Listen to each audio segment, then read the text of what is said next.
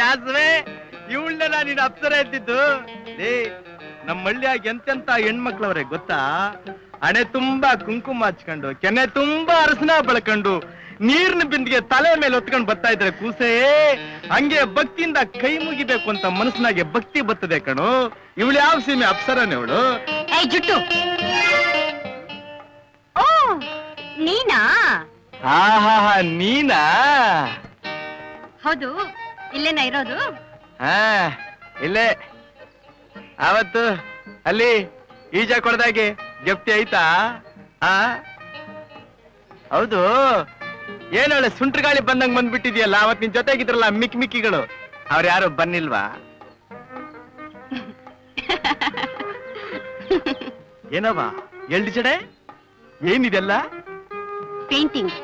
ಪೈಟಿಂಗ ಹಂಗಂದ್ರೇನ? ಗೊತ್ತಿಲ್ಲ, ಚಿತ್ರಕಲೆ. ಓಹೋ, ಚಿತ್ರಕಲೆ ಅಂತಾರಲ್ಲ, ಇದೇನಾ? ಇದನ್ನೇ ರಿಯಲ್ ಆರ್ಟ್ ಅನ್ನೋದು. ಎಂತದು? ಪೆದ್ದೆ, ನಿಜವಾದ ಕಲೆ ಕಣೋ. ಹಂಗ? ಇಲ್ಲೋಡು, ನಾನ್ ಬರ್ದಿರೋ ಹಂಗರ್ ಅನ್ನೋ ಪೇಂಟಿಂಗ್ಗೆ ಫಸ್ಟ್ ಪ್ರೈಸ್ ಬಂದಿದೆ. ಬೈಜು ಅಂದ್ರೆ ಏನ? ಅಯ್ಯೋ, ನಿನ್ಗೆ ಅದು ಗೊತ್ತಿಲ್ಲ. ಮೊದಲನೇ ಬಹುಮಾನ ಬಂದಿದೆ. ಹಂಗ? ಈ ಪತ್ರಿಕೆ ಫಾರಿನ್ಗೆಲ್ಲ ಹೋಗುತ್ತೆ. ಅಲ್ಲಿ ನಮ್ ಕಲೆಗೆ ತುಂಬಾ ಬೆಲೆ, ಗೌರವ. ನಮ್ ಕಲೆಗೂ ಬೆಲೆ, ಹಂಗೆ ನಮ್ ದೇಶಕ್ಕೂ ತುಂಬಾ ಗೌರವ ಅಲ್ವಾ? Perfectly correct. ಏನ್ ಕರೆಕ್ಟ್. ನಿನ್ ಯಾಸ ನಾಚಿಕೆ ಹಾಕಿಲ್ವಾ ಇಂತ ಮಾತಾಡಕ್ಕೆ ನಿಂಗೆ? ನಮ್ಮ ದೇಶದಾಗಿಂತ ದರಿದ್ರ ಐತೆ ಅಂತ ತಿಳಿದೇ ಇರೋ ನಮ್ಮ ಜನಕ್ಕೆ ತೋರಿಸಿ, ನಮ್ಮ ಜನಗಳು ಎಚ್ಚೆತ್ಕೊಳ್ಳಂಗ್ ಮಾಡಿದ್ಬಿಟ್ಟು, ನಮ್ಮಲ್ಲಿರೋ ದರಿದ್ರಕ್ಕೆ ಇನ್ನಷ್ಟು ಬಣ್ಣ ಹಚ್ಚಿ ಅದನ್ನ ಹೊರದೇಶಕ್ಕೆ ಕಳಿಸಿ ಅಲ್ಲಿ ಮೆರವಣಿಗೆ ಮಾಡಿಸಿ ಬಹುಮಾನ ತಕೊಳ್ಳೋ ನೀವು ಚಿತ್ರಗಾರರು, ಇದು ಚಿತ್ರಕಲೆನಾ? ತಗೊಂಡೋಗಿ ತಿಪ್ಪೆ ಬಿಸಾಕಂಬ. ಇನ್ಯಾವುದು ನಮ್ ದೇಶದಾಗ ಇಲ್ವೇ ಇಲ್ಲ ಅಲ್ವಾ? ಚಾಮುಂಡಮ್ಮನ ಬೆಟ್ಟ ಇಲ್ವಾ? ಮೈಸೂರು ಅರಮನೆ ಇಲ್ವಾ? ಜೋಗ ಜಲಪಾತ ಇಲ್ವಾ? ಮಲ್ನಾಡ್ ಇಲ್ವಾ? ಬೇಲೂರು ಶಿಲಾಬಾಲಿಕೆ ಇಲ್ವಾ? ಇಂಥದ್ದನ್ನೆಲ್ಲ ಬರೆದು ಇದು ನಮ್ಮ ದೇಶ, ಇದು ನಮ್ಮ ಕಲೆ ಅಂತ ಹೊರದೇಶದವ್ರಿಗೆ ಎದೆ ತಟ್ಕೊಂಡು ಹೇಳು. ಅಲ್ಲ, ನಮ್ಮಪ್ಪ ಬೇಲೂರ್ನಾಗೆ ಆ ಕಲ್ಲ ಕೆತ್ತವನಲ್ಲ, ಅದನ್ನ ಕಾಗದ್ದಾಗ ಬರೆಯಕ್ಕೆ ಜನ್ಮ ಸಾಲದು. ಅದನ್ನೇನ ಬರೆಯಕ್ಕೆ ನಿನ್ ಕೈನಲ್ಲಿ ಆಗ್ತದ? ಅದಕ್ಕೆ ನಿಮ್ಮಂತ ದುಡ್ಡಿರೋರು, ಶ್ರೀಮಂತರು ಸುತ್ತಮುತ್ತ ಇರೋ ಬಡತನನ ಕಂಡು ಕನಿಕರ ತೋರಿಸಿ ಹಣಸಹಾಯ ಮಾಡಿ ಬಡವ್ರನ್ನ ಉದ್ಧಾರ ಮಾಡ್ಬೇಕು. ಅದು ಬಿಟ್ಬಿಟ್ಟು ಹೆಸರುನು ಹಣನು ಸಂಪಾದನೆ ಮಾಡಕ್ಕೆ ನವೀನ್ ಕಲೆನ ಹೊರದೇಶಕ್ಕೆ ಕಳಿಸ್ತಾಳಂತೆ. ಹೊರದೇಶಕ್ಕೆ ಕಳಿಸ್ಬಿಡು. ಇಷ್ಟು ತಿಳ್ಕೋ, ಯಾವತ್ತು ನಾವು ಮಾಡೋ ಕೆಲಸದಿಂದ 4 ಜನಕ್ಕೆ ಒಳ್ಳೇದಾಗಬೇಕು, ಆಗ್ಲೇ ಅದು ಕಲೆ. ಇಲ್ಲದೆ ಹೋದ್ರೆ ಕೊಲೆ. ಲೇ ಮುತ್ತ, ಅಲ್ಲಿ ನೋಡೋ, ನಿನ್ ಭಾಷಣಕ್ಕೆ ಅಳ್ತಾ ಇದ್ದಾಳೆ. ಹೌದಾ? ಏನವ, ನಾನು ಆಡ್ದ ಮಾತಿಗೆ ನಿಂಗೆ ಕೋಪ ಬಂತ? ನೀನೇ ಯೋಚನೆ ಮಾಡು. ನನ್ ಮಾತನಾಗ ಏನಾರು ತಪ್ಪಾಯ್ತಾ? ಹಂಗೇನಾರು ತಪ್ಪಿದ್ರೆ ನನ್ ಕೆನ್ನೆ ಹೊಡಿ ಓಡಿಸ್ಕೊಂತೀನಿ. ಏನವ, ನಿಮ್ಮಂತ ವಿದ್ಯಾವಂತರು ನಮ್ಮಂತ ತಿಳುವಳಿಕೆಲ್ದವ್ರಿಗೆ ಬುದ್ಧಿ ಹೇಳ್ಬೇಕಣವ, ಬುದ್ಧಿ ಹೇಳ್ಬೇಕು.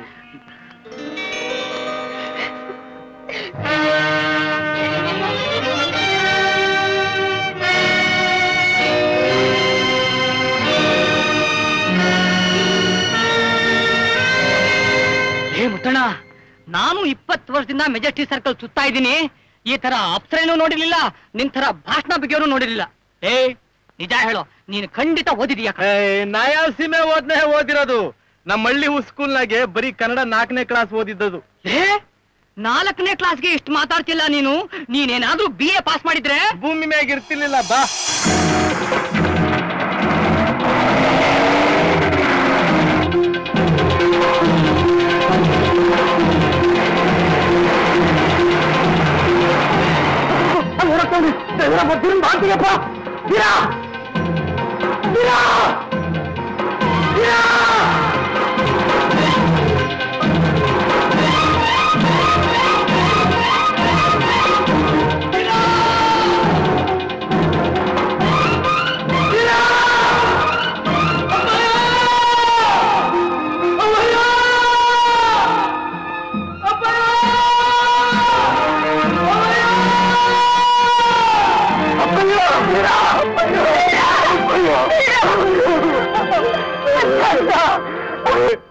ಬೀರ ಬೀರ, ನಿನ್ನನ್ನು ಕೊಲ್ಲೋ ಅಂತ ಕಟ್ಟಿದ್ರ ಅಲ್ಲಪ್ಪ ನಾವು.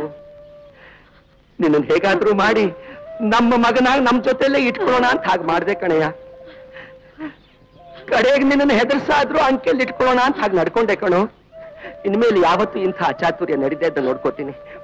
ಬಾಪ, ನಿನ್ ಮನ್ಸಿಗೆ ಹಾಗೆ ತೋರುತ್ತ ಹಾಗೆ ಸಂತೋಷವಾಗಿರಪ್ಪ ಆ ಮನೇಲಿ.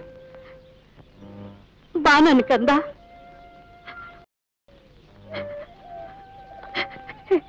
ಇನ್ನೂ ನನ್ ಮೇಲೆ ಕೋಪ ಏನೋ? ಇಲ್ಲ. ಹಾಗಾದ್ರೆ ಬಾಪ ಮನೆಗೆ ಬಾ ರಾಜ.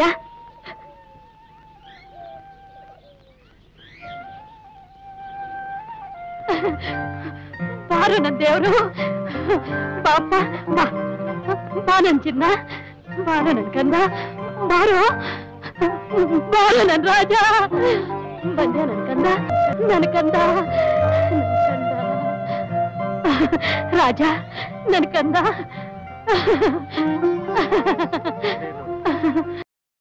ನೀನು ನಮ್ಮವಯ್ಯ ಅಲ್ವಾ? ಏನಪ್ಪ ಹೇಳ್ದೆ? ನನ್ನವಯ್ಯ ಅಲ್ವಾ? ಹೌದು ಕಣಪ್ಪ. ನನ್ ಮ್ಯಾಗೆ ನಿಂಗೆ ತುಂಬಾ ಪ್ರೀತಿ ಐತೆ ಅಲ್ವಾ ಅವಯ್ಯ? ಇಲ್ವೇನಪ್ಪ ಮತ್ತೆ? ನಾನು ಸುಖವಾಗಿದ್ರೆ ನಿಂಗೆ ಸಂತೋಷ ಅಲ್ವಾ ಅವಯ್ಯ? ಅದಕ್ಕೆ ಅಲ್ವೇನಪ್ಪ ಕಣ್ಣೀರು ಸುಸ್ತ ಇಲ್ಲಿವರೆಗೂ ಬಂದಿರೋದು. ಹಂಗಾರೆ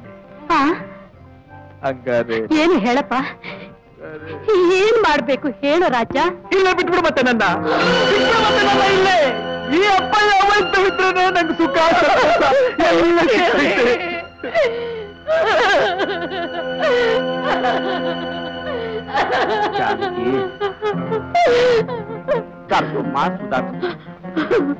ಮರಕ್ಕೆ ಹತ್ತಿದ ಬಳ್ಳಿ, ಮನಕ್ಕೆ ಹತ್ತಿದ ಜೀವ ಎರಡನ್ನೂ ಬೇರ್ಪಡಿಸೋದು ಸುಲಭವಾದ ಕೆಲಸ ಅಲ್ಲಮ್ಮ, ಸುಲಭವಾದ ಕೆಲಸ ಅಮ್ಮ.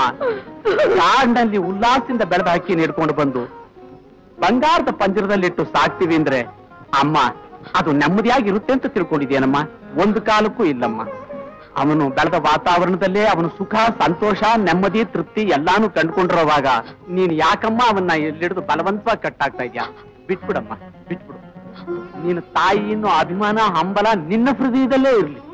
ಆದ್ರೆ ಅವನು ಎಲ್ಲಿದ್ರೂ ಸುಖವಾಗಿರ್ಲಿ ಅನ್ನೋ ನಿನ್ನ ಆಶೀರ್ವಾದ ಮಾತ್ರ ಅವನ ಮೇಲೆ ಸದಾ ಇರ್ಲಿ. ಅಷ್ಟೇ ಅಮ್ಮ. ನಡಿ ನಡಿ ಹೋಗೋಣ.